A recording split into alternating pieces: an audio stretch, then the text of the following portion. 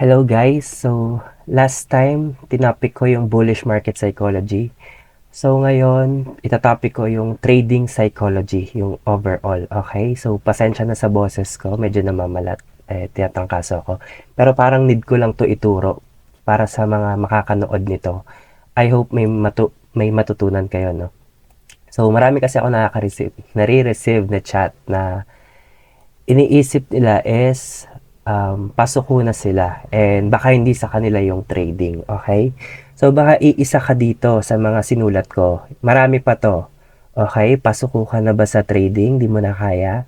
Mahirap kalaban yung fear and greed, pati yung emotion sa market. So tinapik ko yan last time. Puro ka na lang cash in, wala kang cash out. Okay?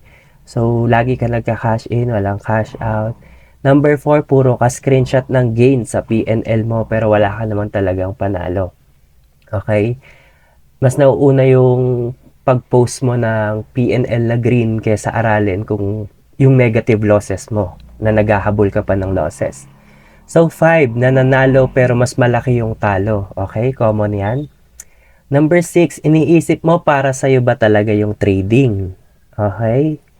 Di makatulog sa gabi, kakaisip. Tapos, hindi maayos yung pagkain, hindi na healthy food, yung hygiene, hindi na rin maalagaan, etc. Then, nag-end up ka sa burnout or nag-give up ka na. Okay. So, gusto ko lang sabihin sa inyo guys na pag nakikita ko kayong nagpupursige, okay, may dalawang emotion ako na-feel. Yung una is naaawa ako sa inyo kasi alam ko yung pagdadaanan nyo. Hindi madali. Like yung stress level, yung emotion. Minsan mag-isa ka pa, walang support, walang comfort, okay?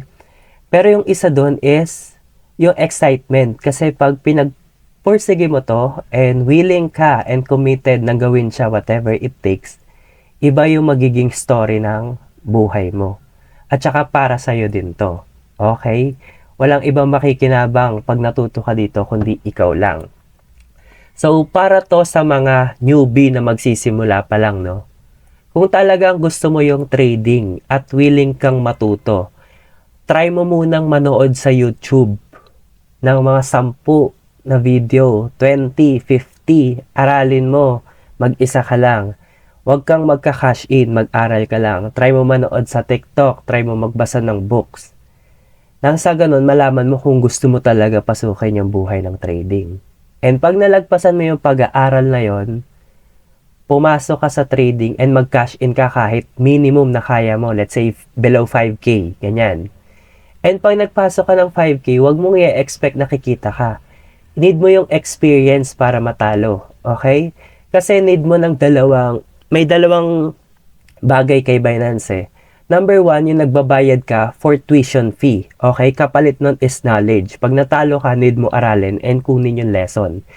Pero ang common kasi is nagpapasok ka ng pera para kumita. Hinahabol mo agad yung profit tsaka yung gain. Nag-end up na burnout ka tapos sumusuko ka na lang kasi cash in ka ng cash in, wala kang naka-cash out. Okay? At the same time, wala ka ring natututunan kasi hindi ka naman nagno-notes or nagjo-journal. Hindi ka pa nagpo-position sizing and risk management. Okay? Para yun sa mga newbie. Para naman sa mga middle trader na nag-gain naman, marunong na, pero natatalo pa rin, hindi profitable, bago ka sumuko, try mo muna yung best mo. Kasi pag tinanong mo yung utak mo, matalino yan eh. Pag sinabi mo, ano ba kulang sa trading ko, sasabihin niya sa'yo, di ka kasi nag-journal. Greedy ka kasi. Hindi ka nag-risk management. Sabi mo sa plan mo, 3 losses lang, titigil ka na, pero nag-revenge trading ka pa. So, i-compartmentalize mo yung utak mo. Tapos mag-solitude ka na isipin mo ano ba talagang kulang sa'yo. So, itry mo muna yung best mo bago ka sumuko. Okay? And para to sa mga pro traders, okay? Yung mga pro traders, meron na ako nakilala or nakausap na pro na siya pero tinigil niya pa rin yung trading. Okay? Kasi it's all about psychology. Pwede ka kasi maging magaling sa TA, sa strategy, pero yung psychology mo or yung mental mo is tagilid. Okay? So kung papansin mo dito sa trading psychology, hindi ko sinama yung what is order block, what is strategy, anong price action gamit mo, anong indicator. Kasi hindi naman talaga importante yun eh. Ang importante is etong mga bagay na to. Eto pa lang. So, marami pa yan. So, yun lang. Even may nakilala na ako na magaling mag-trader, kumikita siya, hindi siya masaya. Okay? Kasi nga yung psychologically niya, hindi prepared. Okay? So, may nakausap ako kahapon, kaya ako ginawa tong video na to. Ito ang sabi niya. Okay? Sabi ko sa kanya, pagbutihin niya kasi para sa kanya naman yan. So, need lang ng improvement. So, pag nakausap niyo ako, kilala niyo ako, lagi ko tinatanong, bakit gusto mo mag-trading? Anong reason mo? Kasi yung reason mo, yun yung magiging motivation mo para magpursige, para malabanan mo yung stress, yung emotion, yung greed, pagsusuko ka na. Yung motivation na yun, pwedeng panggamot, pang hospital, pang libre sa family, bahay, ayaw mo na magtrabaho yung parents mo, okay? So, pagbutihin mo kasi para sa'yo rin naman yan. So, sabi niya, coach, mapapansin mo din yun kapag nag-improve ka sa akin.